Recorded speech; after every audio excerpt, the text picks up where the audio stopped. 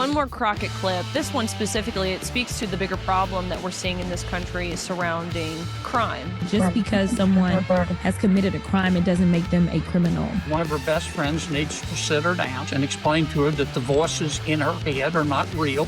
You know, they just feel like the best thing they can do is turn the Congresswoman loose and say, go for it, and keep talking. Operation Let Them Speak. Operation Let Them Speak.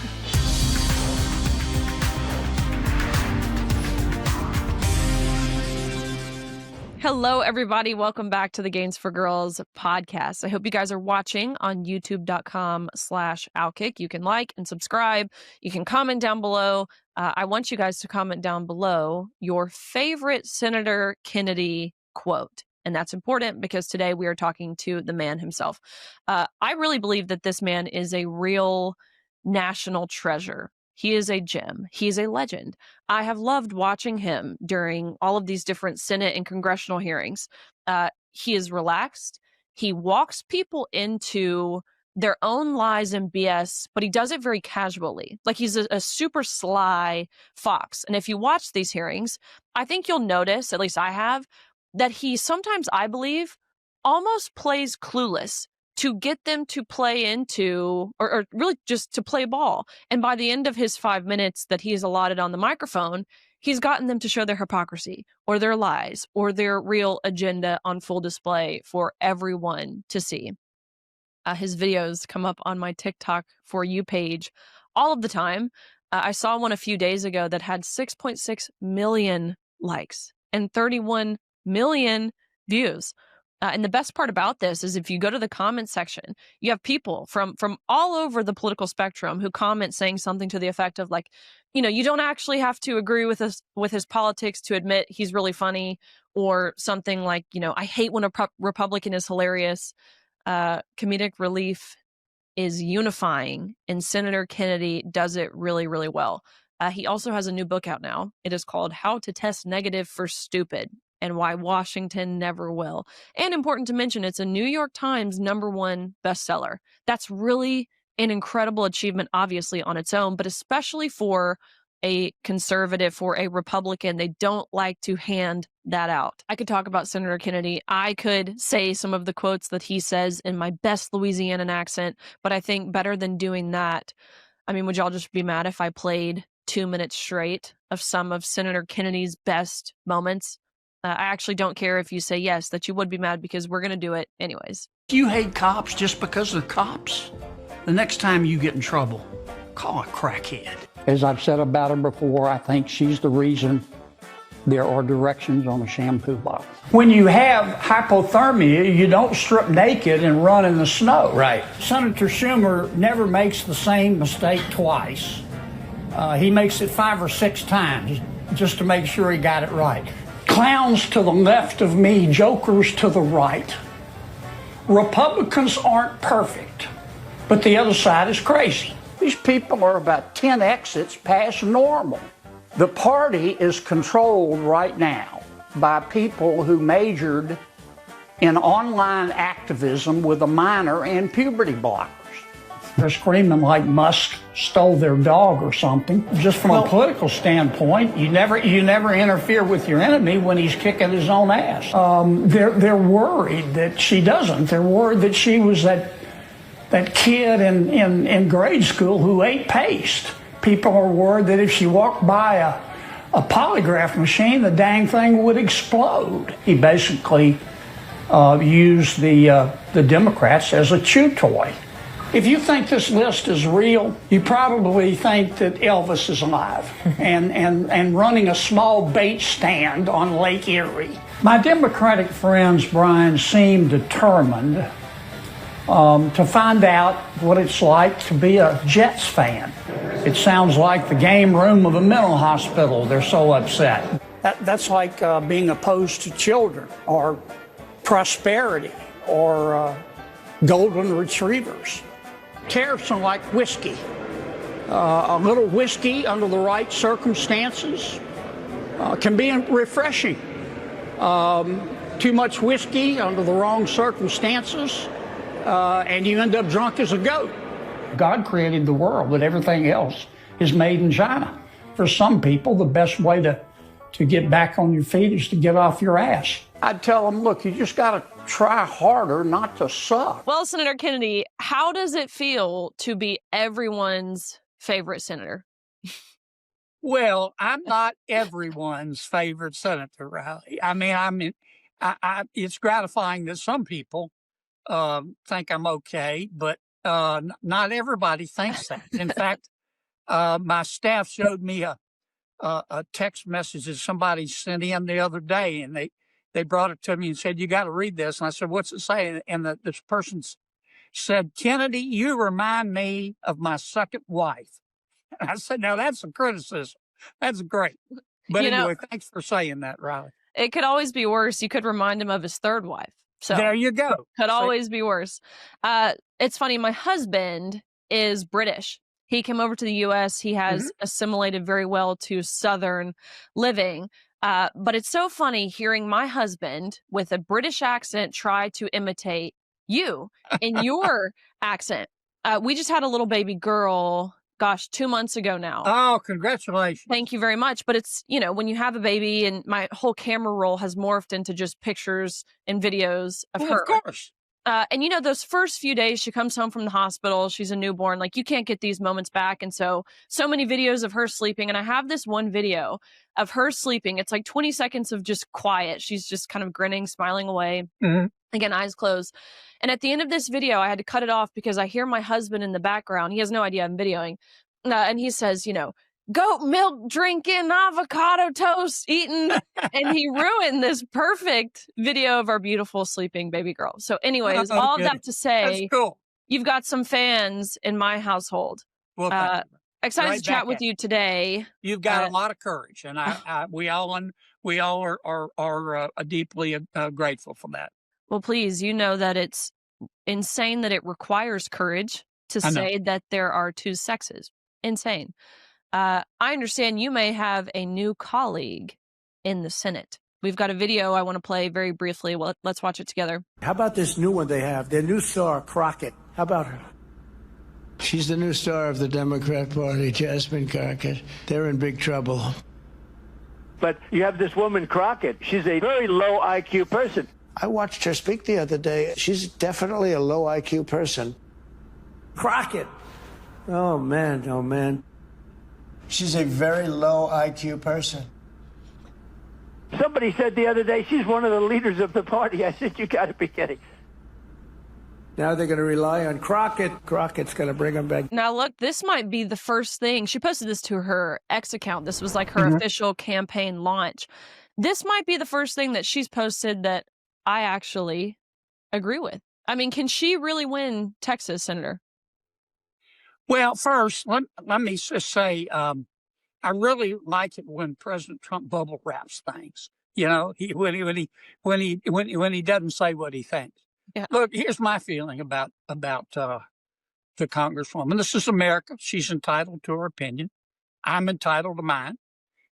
In my opinion, one of her best friends needs to sit her down, the Congresswoman, of course, and explain to her that the voices in her head are not real. But she has the right to say what she wants. I will be very surprised if she is our next United States Senator from Texas. Some of my colleagues from Texas who I've talked to, not just in the Senate, but just friends there, of course, are delighted that she's running. She's part of their secret operation to win Texas, which is entitled "Let Them Speak." They just feel like the best thing they can do is turn the Congresswoman loose and say, "Go forth and keep talking." But we'll see. It's a decision for the people of Texas. But I think I know what the decision they're gonna make. Yeah, Operation Let Them Speak. Operation Let Them Speak. But I mean, based on this video, again, this was like her official campaign launch. It seems like her campaign, or maybe her strategy, is to exploit other people with TDS. It's like courting the perpetually outrage, which seems to be the entire identity of the left, right? Like it's just anti-Trump, as opposed to creating solutions. She had a fantastic opportunity here in her announcement to talk about what she wants to do. But no, again, this was seemingly an attack at President Trump. One of the few things that she has actually proposed is no tax for Black people. We've got one more video. Let's watch it again together. One of the things that they propose is Black folk not have to pay taxes for a certain amount of time, because then again, that puts money back in your pocket. But at the same time, it may not be as objectionable to some people about actually giving out dollars. But obviously then you start dealing with the different tax brackets and things like that. And that's one of the reasons that, we argue the reparations make sense, because so many Black folk, not only do you owe for the labor that was stolen and killed and all the other things, right? But the fact is, like, we end up being so far behind, right? And so it's like, how do you bring forth people? Exactly. And so it's like, if you do the no tax thing for people that are already, say, struggling and aren't really paying taxes in the first place, it doesn't really exactly. They may want those checks like they got exactly. Now imagine a white candidate proposing that white people don't pay taxes. I remember when we used to call this racism. Well, look. Let me say it again, Riley. Congresswoman has the right to do what she's doing. Here's my impression, and I don't know her. She's not a very serious person. No one has accused the Congresswoman of being a policy maven. I've watched her. I think if you scratch the surface, you just get more surface. I think the Congresswoman is interested in one thing: the Congresswoman. And she wants to attract attention, and she's going to do that.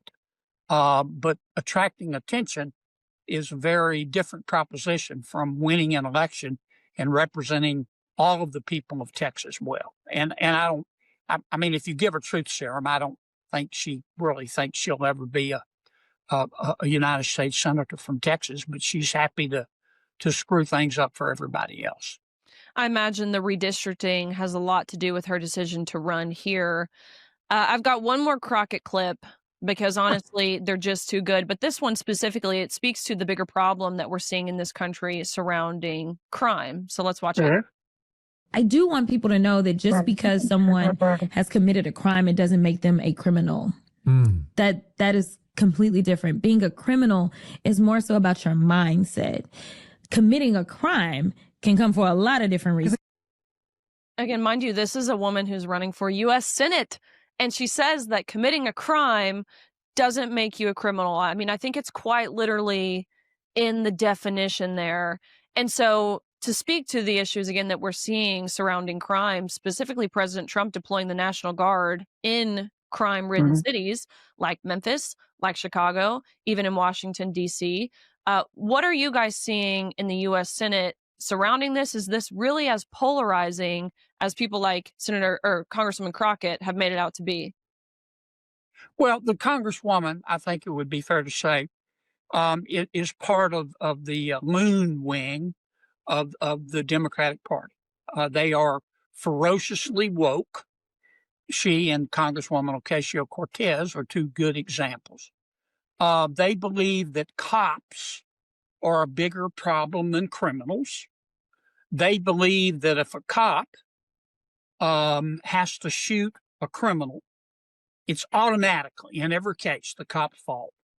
But if a criminal shoots a cop, it's the gun's fault. That's really how they think. They try to convince the American people that every cop in America gets up in the morning and strives to hurt people, to be a racist, to be a Nazi. I mean, American people don't believe that. That's not their experience. The truth is that most cops will leave you alone unless you do illegal stuff. And the first responsibility of government, Riley, you know this, is to protect people and their property. And so when my Democratic colleagues, the loon wing of their party, starts talking all this rubbish, that's, there's nothing you can do to convince them. That's, it's just Operation Let Them Speak. I have no doubt that the American people look at this kind of rhetoric and go, what planet did she just parachute in from, for God's sakes? Yeah, I agree. I'm of the same mind where it's really not as partisan as they make it out to be in terms of the way our elected representatives are voting, and certainly the way that mainstream media is portraying these issues. It's just not representative of the overwhelming majority of the American people and how we feel about these issues, whether it is crime, whether it's the border, whether it's the issue of men and women's sports, which you yourself have done really a beautiful job in tackling because you call it what it is. You say it how it is, right? Stupid, a lack of total common sense. One more video I want to show you. It's an exchange that you might remember. Let's watch it back together. I'm sure the NCAA is a good organization. I just can't figure out what you folks are good for. You take in bucket loads of money. We got problems in collegiate sports with the transfer portal and the NIL and now gambling and biological males, you allowing biological males to compete against biological females. And you folks at the NCAA don't do anything except sit there, watch, cash your checks, and suck on your teeth. Biological males are not going to be allowed to compete against biological females. Why don't you go to Amazon and buy a spine online and take a stand? I love this. I remember watching this live as it was happening and just like snapping my fingers, was so excited to hear this because, of course, you're talking to the president of the NCAA, Charlie Baker, who, the NCAA has a long history of really failing to take accountability and to lead on issues. But the issue of men and women's sports is really no different. And so watching this back now and knowing that the NCAA, they still have not complied with federal law. I mean, are you surprised by that at all? No, the NCAA, nobody takes them seriously anymore. They've been an abject failure. The men and women's sports issue is a perfect, though not the only example. They've shown no courage whatsoever. They've shown no leadership. They just want to do what's politically correct. And a lot of their senior officials make an enormous amount of money, hundreds and hundreds and hundreds, thousands of dollars, in some cases in the millions, for doing nothing. And I think, it's not just the trans issue, the men and women's sports, which they've been an abject failure at. It's NIL. It's the whole thing. They're rapidly becoming irrelevant. And I can see a time when the college teams get together and go, why do we need these guys? Why do we need them? I hate to say that, but it's true. And I was very disappointed that on the women's sports issue, that they just did nothing except what they thought was politically correct, which turned out to be politically and morally wrong. That's it. I see the issue, and I remember, Riley, when you came and spoke to us in the Senate 3 or 4 years ago, when this issue was red hot, and I just remember thinking you were very articulate and composed. They were pounding on you, they were beating on you, they were hitting you with everything but a chair, and you showed a lot of courage. And now people have. In America, I started to say they finally come to their senses. I don't think they ever lost their senses. I think the Democrats lost their senses. I don't doubt that there are people out there. I think there are in the real world that a very small percentage that suffer from gender dysphoria, and I'm sorry for them. But I'm not going to wreck women's athletics to try to make these people feel included. I'm not. There are differences physically between men and women. That's just a fact. That doesn't mean that men are superior by a long shot. That just means that men, in terms of physicality, are different from women. And we've really worked hard to elevate women's athletics in America and to give them parity in terms of their importance. And the idea that we would just destroy that, to say nothing of the privacy issues, I'm not going to vote to require the mother or father of a junior high school girl to force their daughter to look at the penis of a junior high school boy in a locker room. I'm not going to do that. And I think when you put it that way, forgive me for being so frank, but when you put it that way, that's what many of the Democrats wanted. I think the American people go, well, hell no, we're not for that. And they were never for that. And it was crazy. It was craziness on a stick. But anyway, I think with your help and the help of a lot of other courageous people, it took a lot of abuse. You turned the tide on this, and I thank you for that. Well, when you put it as plainly as you just did, which again, that's honestly even putting it lightly to what many young girls are being exposed to. The other side of the aisle, they try and like sugarcoat it with buzzwords like inclusion and empathy and happiness and compassion and all these wonderful things, which are great in their true nature. But again, that's not the reality of what we're seeing. What we're seeing is men, even sometimes, especially in prisons or what have you, who are, predators, right? I think any man who wants to expose himself to a woman is a predator. Predators exposing themselves to young girls while they're also simultaneously undressed. Like, it's the most nonsensical, dangerous, harmful, discriminatory, regressive practice that I think we've seen in a long time. And in speaking about that Senate hearing that you were referring to, where I came, that was like one of my first few times being in kind of a hot seat like that, where you're able to have people push back on you. And I remember prior to the hearing, starting up, it was actually Senator Booker who came over to me and he said, look, Riley, I played football in college. I can't imagine a woman on the field with me. I'm totally on your page. And then he gets on the other side of the table and absolutely grills me when the cameras were on. And I remember being so shocked in that moment and really having the veil lifted of just how corrupt really politics in general, and I know I don't have to tell you that, how corrupt they can be. You do a fantastic job in talking about this issue in your new book, and I appreciate you detail even the story that and the experience that we had as Division I female swimmers. Your book, How to Test Negative for Stupid and Why Washington Never Will. Talk about this book, number one, and secondly, where we can get it. Well, thanks for mentioning the book. Riley, it's doing really well. You never know when you write a book, and it's number one on the New York Times bestseller list. So I'm proud of that. But it's not a policy book per se. It's a story book. I use stories, real stories, to explain policy. Many of the stories are deeply bizarre, but all of them are true.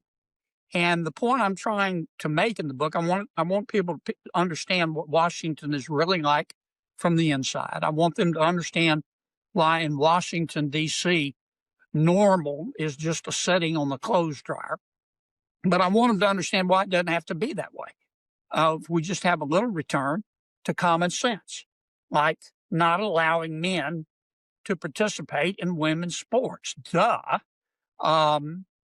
But it's how can I put this? I hope the book makes people think. It'll probably make you laugh, might make you day drink, but all the stories are true. You can buy it at Amazon or Barnes and Noble or anywhere you want to buy a book, and I've been really gratified at the reception I've gotten. Well, it'll certainly make people think, and I agree, it will definitely make people laugh. We had the cover of the book on the screen just now, and you can see your face in it, which I think is a perfect depiction of really half the stuff I would imagine that you guys have found yourself talking about, especially over the past, 5-6 years or so. And so, Senator Kennedy, we just want to say thank you. Thank you for representing the average American so very well. Very grateful for you, for your leadership, and you give me hope. I wish we had a 434 more of you in Washington, D.C. Right back at you. You've got guts, madam.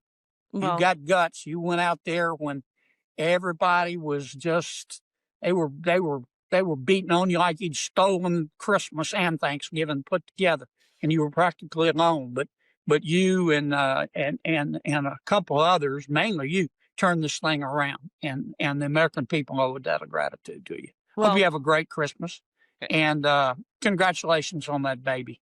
You'll never know love till you have a child. Thank you guys for joining the Gains for Girls podcast. Again, check it out anywhere where you get your books, Amazon, etc. How to Test Negative for Stupid and Why Washington Never Will. New York Times bestseller, by the way. Appreciate you guys. Make sure you're watching, liking, subscribing over on youtube.com/OutKick. We have some very exciting things coming up for the Gains for Girls podcast in the new year that we will talk about, release very, very soon. But in the meantime, thank you guys for watching, and we'll see you later this week.